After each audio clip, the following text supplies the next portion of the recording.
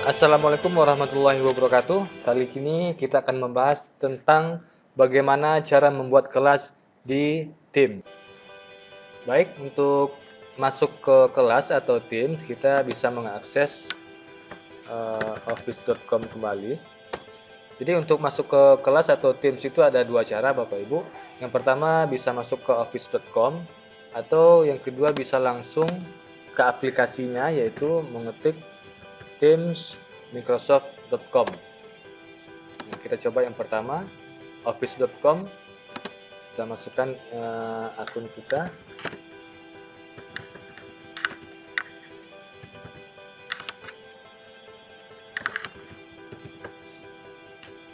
Oke. Nah, untuk masuk ke Teams, kita klik aplikasi Teams atau kelas. Nah, di sini ada tampilan dapatkan aplikasi Windows atau tetap menggunakan web browser ini untuk membuka. Jadi kalau Bapak Ibu sudah ada aplikasi Teams di desktop atau di komputernya, bisa memilih yang pilihan pertama, atau kalau belum mendownload bisa menggunakan tetap membuka aplikasi Teams di web browser ini. Oke. Nah, ini adalah tampilan dari Teams. Untuk membuat kelas, kita klik menu Teams. Menu Teams, oke, di sini ada terdiri dua kelas yang sudah saya buat. Nah, untuk membuat kelas, itu kita bisa klik di pojok kanan atas, yaitu bergabung atau buat tim. Nah, di sini juga ada buat tim, yang kedua juga ada pilihan bergabung dengan tim dengan kode. Jadi kalau kita sebagai guru yang akan membuat kelas, kita klik buat tim. Dan sebagai siswa yang akan bergabung, salah satu caranya kita juga bisa membagikan kode, dan nanti siswa akan bergabung melalui kode seperti ini. Nah, kita akan coba membuat tim. Jadi Teams ini, menu Teams ini saya artikan atau saya asumsikan sebagai kelas. Kita coba buat tim baru. Nah, sewaktu pilih Teams atau membuat tim ada 4 pilihan. Pertama kelas, yang kedua komunitas pembelajaran, staff, dan lainnya. Pilihan yang pertama, ini adalah interaksi antara siswa dan murid. Maka kita sebagai guru, kita harus memilih yang kelas. Yang kedua, komunitas. Ini lebih ke saya asumsikan misalnya grup MGMP, musyawarah guru mata pelajaran. Jadi bisa menggunakan pilihan yang kedua. Pilihan yang ketiga, staff, ini artinya teams atau kelompok antara pimpinan dengan stafnya, bisa menggunakan yang pilihan ketiga. Dan lainnya bisa, di sini juga ada lainnya, kita gunakan itu untuk membuat teams atau kelompok lainnya. Sekarang kita langsung ke kelas. Oke, di sini kita buat nama kelas, misalnya kelas 10 IPA 1, makrolnya komputer. Oke, kita klik berikutnya.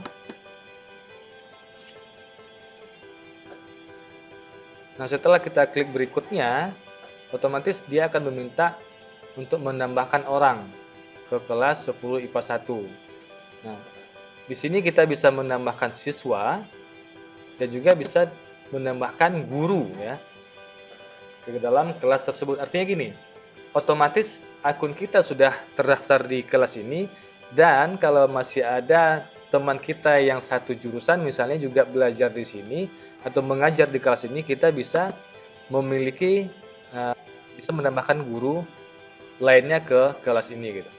Jadi kita coba yang pertama, cari siswa, misalnya saya tambahkan siswa misalnya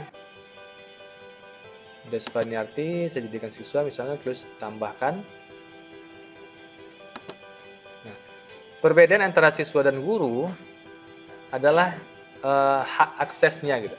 Kalau siswa hanya terbatas mengerjakan apa yang diperintahkan guru di kelas ini, dan guru artinya pemilik atau owner dari kelas ini yang bisa men-setting apapun tentang kebutuhan kelasnya. Kita tambahkan, coba tambah 1, kita tutup. Berarti sudah ada satu siswa dan kita pribadi sebagai owner. Nah, untuk melihat tampilan kelas, nah ini adalah tampilan kelas setelah kita buat kelas dan memasukkan siswa akan langsung membuka kelas tersebut. Nah, ini adalah tampilannya. Nah, untuk melihat anggota tadi, kita bisa lihat di settingan kelas, kelola tim. Nah, anggota, ini pemilik atau akun saya yang membuat kelas tadi. Di sini juga ada anggota, satu siswa bernama. Nah, di sini ada settingan-settingan lainnya. Nanti kita bisa pelajari di video berikutnya. Oke, berikutnya, sewaktu kelas sudah jadi, nah ini adalah tampilan kelasnya. Di sini nama kelasnya 11 IPA 1, markelnya komputer. Di sini adalah umum. Ini artinya kanal, ya, kanal. Secara default setelah kita membuat sebuah kelas itu akan ada kanal umum seperti ini. Nah, untuk kanal-kanal ini bisa kita tambahkan. Caranya klik di settingan di bagian kelas, kita tambahkan saluran atau kanal. Misalnya 01 pertemuan pertama.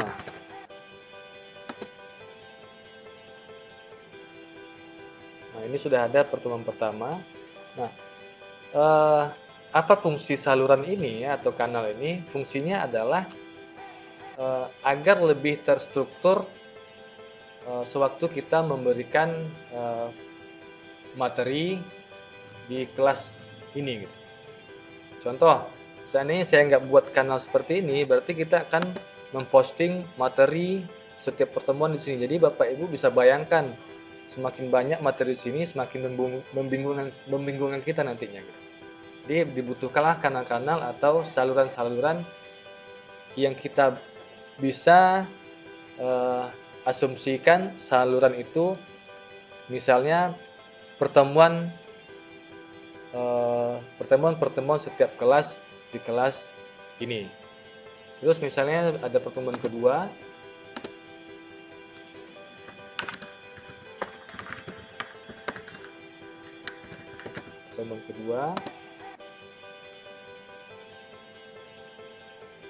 dan pertemuan berikutnya. Jadi saya asumsikan bahwa kita akan memasuki kelas, jadwalnya sekali seminggu. Nah, anggaplah ini minggu pertama, pertemuan pertama, ini minggu kedua, pertemuan kedua. Jadi pertemuan pertama ini kita bisa bahas topiknya di sini, Bapak Ibu.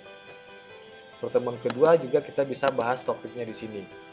Nah, itu fungsi saluran. Jadi lebih terstruktur. Atau kita juga bisa asumsikan di sini saluran itu per KD bisa juga, atau per bab. Jadi kita bisa buat di sini tambahkan saluran, misalnya yang pertama KD 1. Nah, di dalam KD 1 apa aja topik pembahasan kita bisa buat di sini nanti. Contoh, saya contohkan langsung, misalnya di KD pertama, sesi pertama misalnya saya buat sebuah pengumuman. Di KD pertama, topik pertamanya adalah tentang pengenalan Microsoft Word. Jadi segala hal yang berhubungan dengan Microsoft Word ada di KD yang pertama.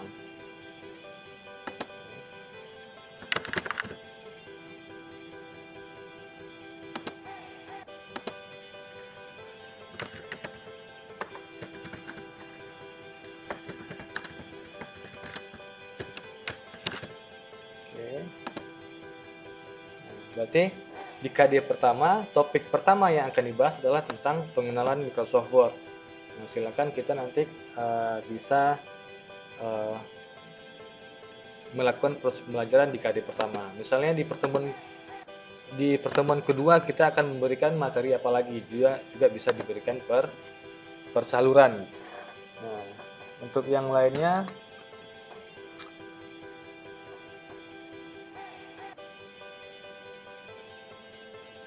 tadi kita sudah memasukkan tambah anggota ya, tambah anggota. Saya coba tambah anggota yang lain. Atau kita akan coba membuat sebuah saluran yang mana kita batasi anggotanya. Jadi kita membuat sebuah saluran privat yang mana nanti orangnya kita batasi, yaitu orang-orang yang kita pilih saja gitu. Misalnya, saya akan membuat saluran berikutnya.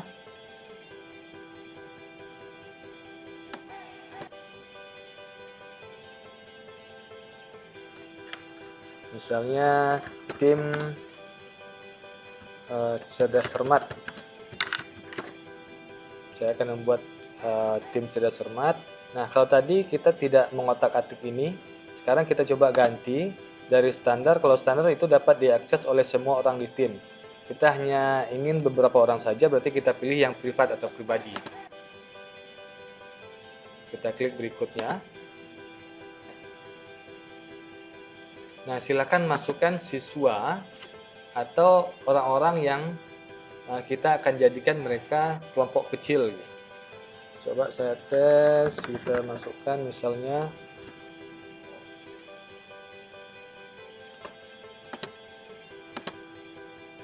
oke, kita tambahkan ya, 1 orang bisa. Kenapa yang lain tidak bisa? Karena mereka belum kita tambahkan dalam kelas 10 IPA 1. Yang baru dimasukkan tadi hanya atas nama yang ini.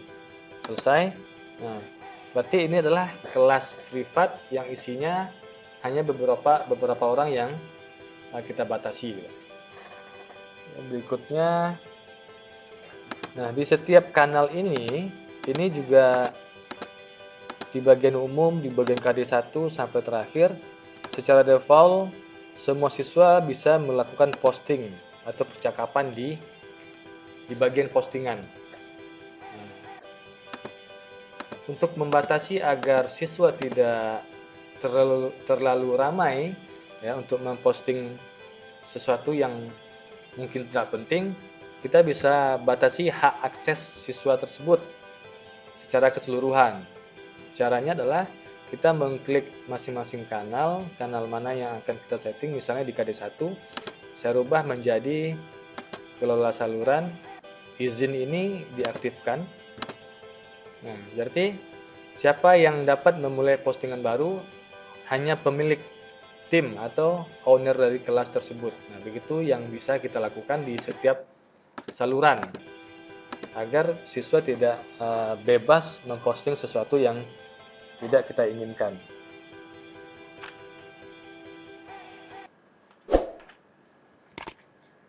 Baik, itulah sedikit materi tentang cara membuat kelas. Terima kasih. Assalamualaikum warahmatullahi wabarakatuh.